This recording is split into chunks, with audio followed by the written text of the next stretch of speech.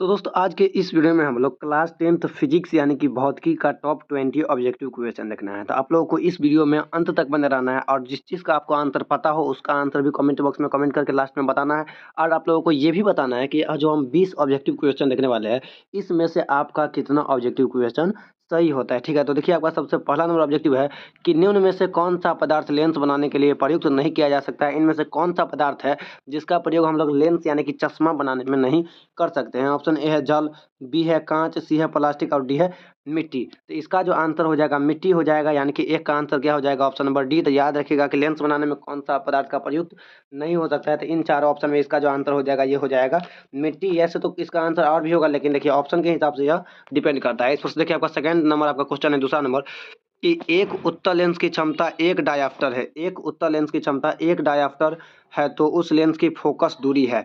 Option A है plus 10 centimetre, B है minus 10 centimetre, सी है प्लस 100 सेंटीमीटर और डी है आपका माइनस 100 सेंटीमीटर। तो दूसरा का जो आंसर हो जाएगा प्लस 100 सेंटीमीटर, यानी कि ऑप्शन नंबर सी इसका सही आंसर हो जाएगा। इसमें से देखिए नेक्स्ट है आपका कि प्रकाश के अपवर्तन के कितने नियम है। प्रकाश के अपवर्तन के कितने नियम है। तो याद रखिएगा कि प्रकाश का परावर्तन हो या अपवर्तन हो, दोनों का ही कितना नियम है, दो नियम है, यानी कि ऑप्शन नंबर क्या हो जाएगा इसका आंसर बी हो जाएगा। तो याद रखिएगा यह भी बहुत ही ज़्यादा VVI ऑब्जेक्टिव है। तो याद रखिएगा कि प्रकाश का परावर्तन रहे या अपवर्तन रहे, दोनों का कितना नियम है, दो नियम है। इसमें से देखिए नेक्स्ट आपका है कि प्रकाश के, देखिए आ ही गया ना कि प्रकाश के परावर्तन के कितने नियम है। तो इसका भी आंसर क्या हो जाएगा, दो ही हो जाएगा। तो आप देख लीजिए कि ऑप्शन में दो कहाँ पे, और देखिए कितना बार यह ऑब्जेक्टिव क्वेश्चन पूछा गया है, 2012, 15, 15 और देखिए यहाँ पे है 2020 और 21 में भी है। तो इसका जो आंसर हो जाएगा क्या हो जाएगा ऑप्शन नंबर बी, यानी कि प्रकाश के परावर्तन रहे या अपवर्तन रहे, हम लोग को कितना कितना नियम में टिक मारना है। तो जहाँ पे दो दिखे वही ऑप्शन में टिक करना है। नेक्स्ट आपका देखिए कि किसी माध्यम के अपवर्तनांक का मान होता है। किसी माध्यम के अपवर्तनांक का मान क्या होता है। देखिए यहाँ पे आपका ऑप्शन दिया हुआ है, देखिए और लिखा भी हुआ है कि यह 2015, 19 और 21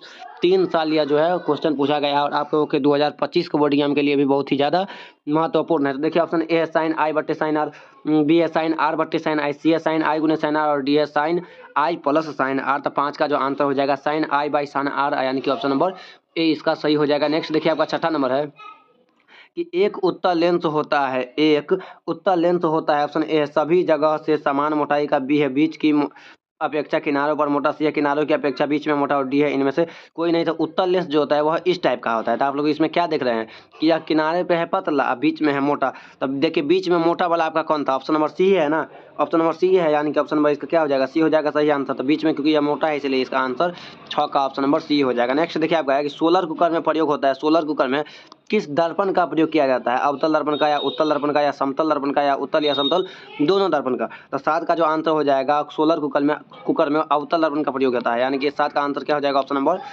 ए हो जाएगा। नेक्स्ट है आपका कि पानी में डूबे एक उत्तल लेंस की फोकस दूरी हवा में इसकी फोकस दूरी की अपेक्षा, ऑप्शन ए अधिकतम होती है, बी है कम होती है, सी है अपरिवर्तित रहती है और डी है इनमें से कोई नहीं। तो 8 का जो आंसर हो जाएगा ये हो जाएगा कम होती है, यानी कि ऑप्शन नंबर बी इसका सही हो जाएगा। नेक्स्ट देखिए आपका है कि किसी शब्दकोश में पाए गए छोटे अक्षरों को पढ़ते समय आपने उनमें से कौन सा लेंस लेना पसंद करेंगे। तो इसका जो 9 का जो आंसर हो जाएगा दोस्तों इसका ऑप्शन नंबर सी हो जाएगा, यानी कि आप जो देख रहे हैं कि 5 सेमी फोकस दूरी का उत्तल लेंस यही इसका आंसर हो जाएगा। नेक्स्ट देखिए आपका 10वां नंबर है, 10वां नंबर है कि प्रकाश तरंग का उदाहरण है। प्रकाश किस तरंग का उदाहरण है, ऑप्शन ए ध्वनि तरंग, बी है विद्युत चुम्बकीय तरंग, सी है पराबैंगनी तरंग, ऑप्शन नंबर डी है इनमें से कोई नहीं। तो 10 का जो आंसर हो जाएगा विद्युत चुम्बकीय तरंग, यानी कि ऑप्शन नंबर बी इसका राइट आंसर हो जाएगा। नेक्स्ट आपका देखिए है कि दंत विशेषज्ञ किस दर्पण का उपयोग मरीजों के दांतों का बड़ा प्रतिबिंब देखने में करता है। तो देखिए यहाँ पे ऑप्शन ए है समतल दर्पण, बी है अवतल दर्पण, सी है उत्तल दर्पण और डी है इनमें से सभी। तो 11 नंबर क्वेश्चन का जो राइट आंसर हो जाएगा अवतल दर्पण हो जाएगा, यानी कि 11 का ऑप्शन नंबर बी सही हो जाएगा। अगला है नेक्स्ट आपका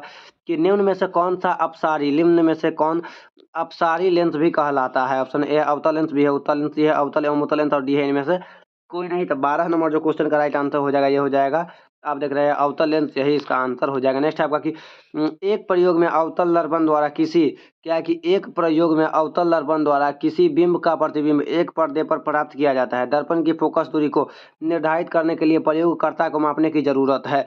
तो इसका 13 नंबर क्वेश्चन का जो आंसर हो जाएगा ये हो जाएगा ऑप्शन नंबर सी, यानी कि ए और बी दोनों जो आप देख रहे हैं यही इसका आंसर हो जाएगा। नेक्स्ट है कि क्या है कि गोलीय दर्पण के परावर्तक पृष्ठ की वृत्ताकार सीमा रेखा का व्यास कहलाता है। मुख्य फोकस या वक्रता त्रिज्या या प्रधान अक्ष या गोलीय दर्पण का द्वारक। तो इसका जो आंसर हो जाएगा ऑप्शन नंबर डी ही हो जाएगा, यानी कि गोलीय दर्पण का द्वारक ही इसका आंसर 14 नंबर क्वेश्चन का हो जाएगा। नेक्स्ट आपको देखिए 15 नंबर कि निम्नलिखित में से कौन सा क्या है निम्नलिखित में से कौन सा उत्तल लेंस की फोकस दूरी है जिसकी वक्रता त्रिज्या 32 सेमी है? तो देखिए यहाँ पे आर यानी कि वक्रता त्रिज्या बराबर दिया हुआ है 32 सेमी। आपको निकालना क्या है? फोकस दूरी यानी कि एफ निकालना है। तो एफ बराबर होता है r/2 यानी कि आप 32 से जो 2 कर दीजिएगा तो कितना आएगा? 16 आएगा।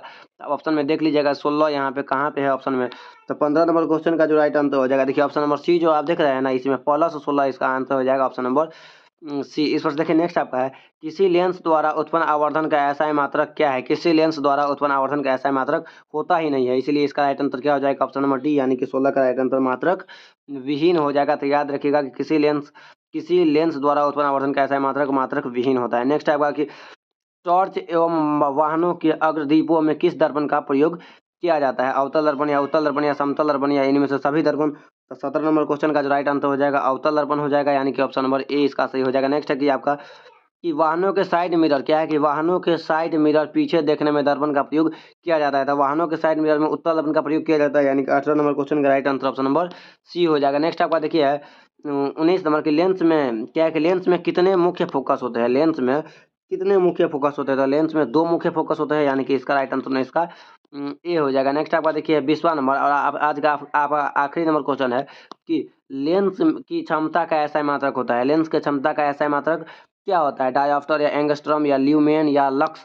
तो 20 नंबर क्वेश्चन का जो राइट आंसर हो जाएगा ये हो जाएगा डायोप्टर, यानी कि ऑप्शन नंबर ए इसका राइट आंसर हो जाएगा। तो आप लोग कमेंट करके बताइए कि आप लोगों को यह वीडियो कैसा लगा है, और अगर वीडियो अच्छा लगा है तो वीडियो को लाइक करके चैनल को सब्सक्राइब कर लेना है। और हाँ, आपका कितना ऑब्जेक्टिव क्वेश्चन सही हुआ है ये कमेंट करके बताना है, ठीक है।